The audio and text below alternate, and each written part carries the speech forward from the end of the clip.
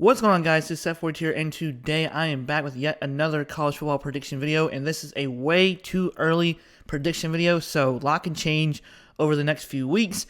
College football is just right around the corner. We got one more month left, and I think the first game, or the first few games of this year will be on August 31st, or maybe even more on like a Thursday or Friday of that week. It's crazy. Like, we're just flying through July, but hey, I ain't complaining because college football is just right around the corner. And of course, yours truly, the NCAA 2025 is here. The video game is back after 11 years. I'm going to be trying to play that as well. I'm going to be trying to put some gameplay on this YouTube channel. I might do live streams as well. I can't wait to do Dynasty mode. It's been 11 years, so I played a lot of NCAA 2020 or NCAA 14 from my previous the console and just stuff like that. So that will be in the near future. But let's go ahead and start off with the next college football prediction video, which is the Texas Longhorns going on the road to face off the national champs, the Michigan Wolverines, on September 7th of 2024.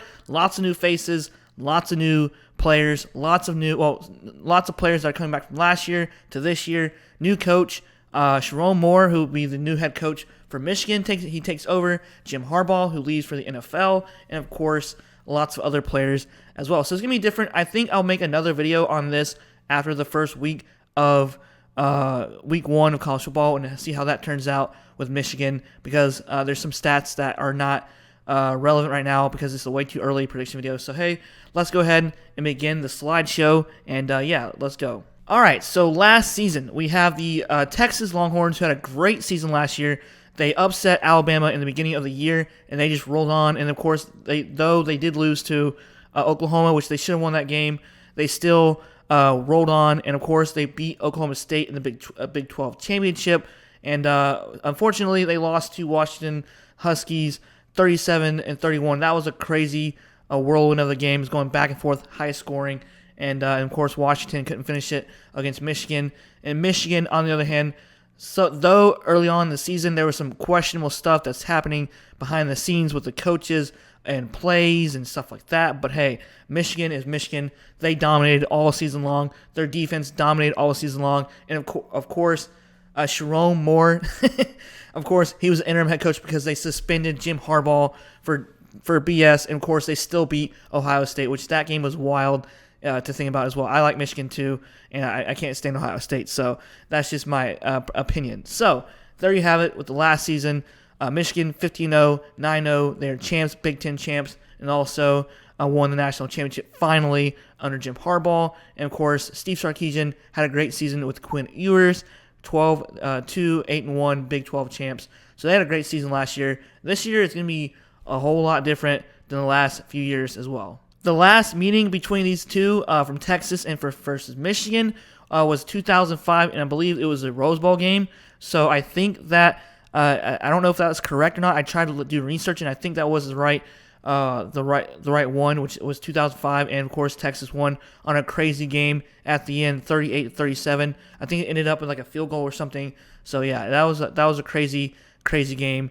If any of the Texas fans and Michigan fans watched that game, which I'm sure they did.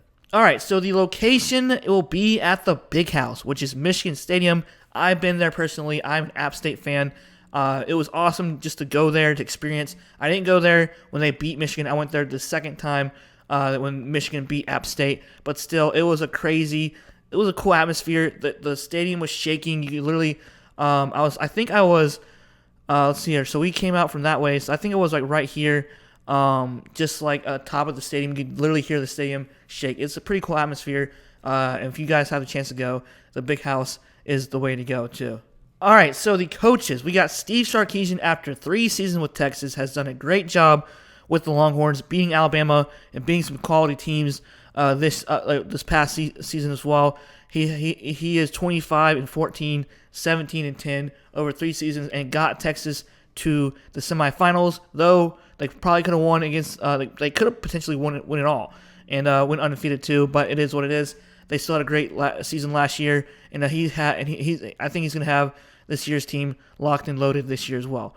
All right, so we have a new head coach for the Michigan Wolverines. As you guys know, that Jim Harbaugh has gone to the NFL with the Chargers, and he had a great season last year, went undefeated, and then, of course, got suspended for BS because of another coach. And, of course, Sharon Moore, I think, will be a great coach, in my opinion. He beat single-handedly, I guess you can say that, with the same squad as Jim Harbaugh, but he beat Ohio State. Nobody was rattled. They played well. They destroyed Ohio State. Not really destroyed them, but it was a really good game. So no problems there. But let's see how he'll pan out for the future. Okay, so I always do this on every video. I don't list every single player from the transfer portal because there's so many players transferring in and transferring out. So for Michigan, they had 22 players transfer out due to the coach leaving, and of course 9 players transferred in. But I think Michigan will be fine with their offense and their defense just this year, depending on how well it goes overall. So they had notable players transferring out. We got 4-star safety Keon Sabb goes to Alabama. We got 4-star wide receiver Darius Clemens goes to Oregon State. And, of course, notable players transferring in. 4-star linebacker Jayshawn Barham from Maryland. And, of course, 4-star safety Jaden Mangham from Michigan State. So there are your notable top 2 players from transferring out and transferring in for Michigan. And now we got transferring portal news for the Texas Longhorns, which I was kind of shocked about this one. Because Texas, they're loading it, even though they lost a few players here and there from the portal, but they still locked in some quality players in the transfer portal. I know I haven't listed all of them, but they had 25 players transferring out. They had 11 players transferred in for this upcoming season. So notable players transferring out, we got 4-star DB Terrence Brooks, who goes to Illinois. And, of course, I thought that since this was probably bound to happen, too, because Malik Murphy was behind Quinn Ewers, I think, and then Arch Manning, who is going to be the sought-after quarterback to be the number 1 QB after Quinn Ewers leaves. So 4-star quarterback Malik Murphy will go to Duke. I think that'll be a solid place for him. Notable players transferring in. 4-star wide receiver Isaiah Bond, who's going to be really good. And, of course, 4-star tight end Amari Niblack. Okay, so I don't know exactly if this is going to be the projected lineups because this is from OurLad.com. If you guys can check them out, go ahead and go at it. They like to do the projected starting lineups of every school in the country. So, and also on your right side, we got 5 players returning, 1 player on offense, and of course 4 players on defense. That was based out of Athlon Sports, where I got the research from. And as you guys can see from the pictures on the offense and the defense, a lot of new faces and a lot of changes as well. Some transfers here and there. So it's going to be interesting to see how well Sharon Moore will coach this team this year because they lost a lot of players from graduation, from the portal, and also from going to the NFL as well. Okay, and of course, Texas, they are reloading on offense and, of course, on defense as well, especially on offense. They got 10 players returning on offense, or 5 on offense and 5 on defense. As you guys can see right there, the yellow or the orangey yellow are transfers from this upcoming season with Isaiah Bond, Matthew Golden, Mari Niblack, and, of course, Trey Moore and Bill Norton and Andrew Mukuba. I think that's how you pronounce his last name, but I could be totally wrong. So yeah, there you have it for the transfer players that are coming in. And, of course, that is your projected 11 starting lineup for this upcoming season for the Texas Longhorns. Okay, so as per usual, with every single video, I like to put the top players, which is the quarterback, the running back, and the wide receiver for both teams. And, of course, for defense, I like to do defensive lineman, linebacker, and defensive back. So, of course, who will replace J.J. McCarthy, who goes to the NFL, which is Alex Orji, who's a redshirt sophomore. He didn't really have much playing time last year, so there's no stats for last year, but he is projected player to start for Michigan. So let's see how that will pan out. So it's going to be interesting to see how he'll do as the guy now under Sharon Moore and Michigan's quarterback. And, of course, running back, dude, Michigan had some solid running backs with Blake Corum and Donovan Edwards. I mean, they were like a 1-2 punch combo. It was just unbelievable just to watch them two play. It was fun to watch.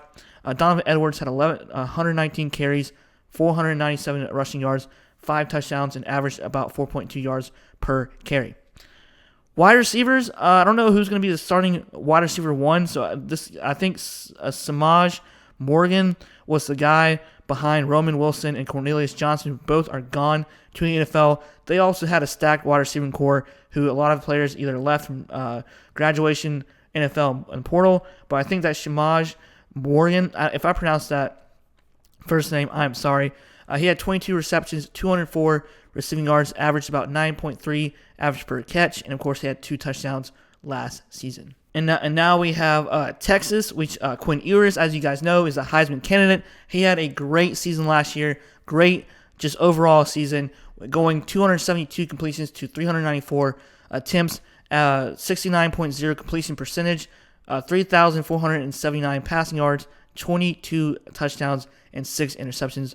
Really, really impressive. And of course, a lot of people thought that he was going to go to the NFL. I kind of thought he was, but he's coming back because I think the draft class was just too good this year, so he's going to wait next year for the NFL draft.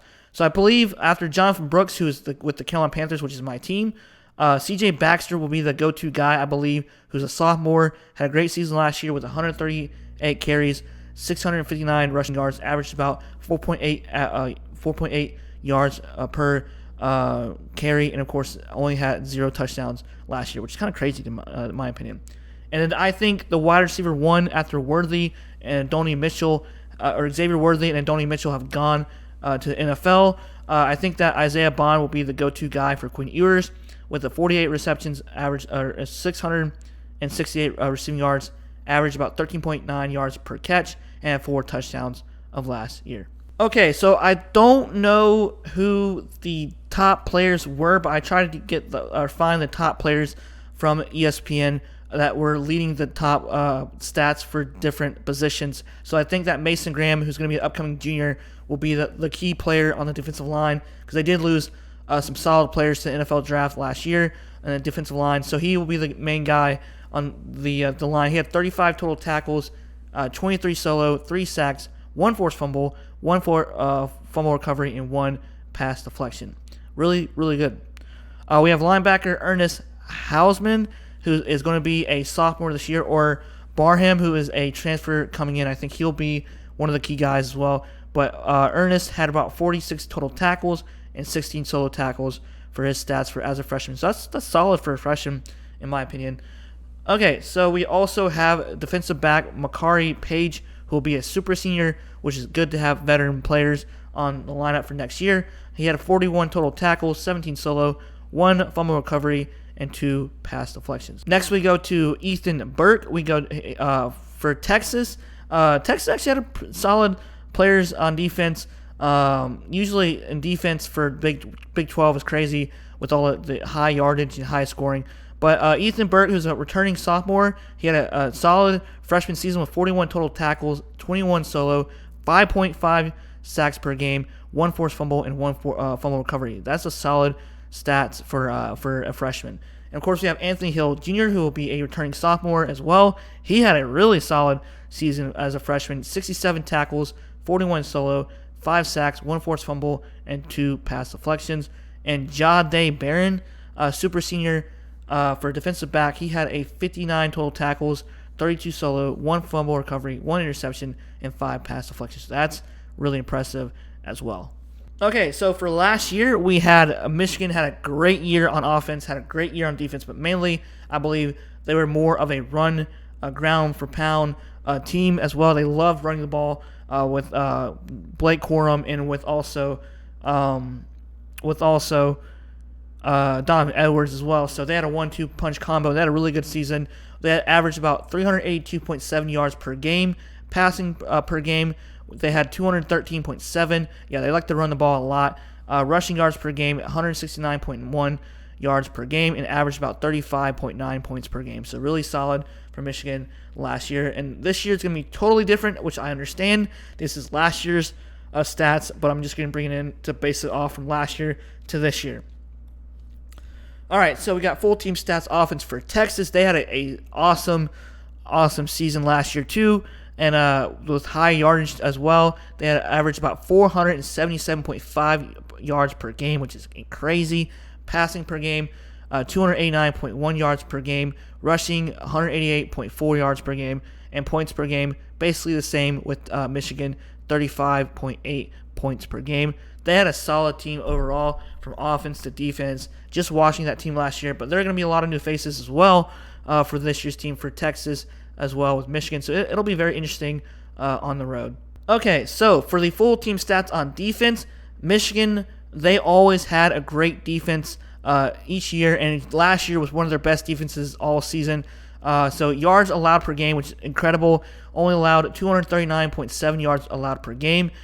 Passing yards allowed per game, 152.6 yards allowed. Rushing yards, really, really good. 87.1 yards allowed per game. And, of course, they only allowed 9.5 points allowed per game, which just is wild to me, in my opinion. All right, lastly, we have the full team stats for defense for Texas with yards allowed per game, 321.7, which is expected for the Big 12 because Big 12, they love having high-scoring games. That's just the bread and butter and just the aura for Big 12 offenses in year. Passing yard allowed per game, they allowed 240.8, not bad at all in my opinion. And, of course, rushing allowed per game, 80.8 yards allowed per game, not too bad as well. And, of course, only allowed 17.5 points per game, so pretty good in my opinion. But in Big 12 is always going to be high-scoring games. Okay, so just before I post this video, I just wanted to let you guys know that I'm not a fan of either team, but I do like Michigan because I can't stand Ohio State, and I have friends and family who are Michigan fans, so I support Michigan, and I like Jim Harbaugh. Texas, on the other hand, I'm not really a huge fan of Texas, but I do like Quinn Ewers, and I think that I cheered for Texas to beat Alabama, so that was awesome too.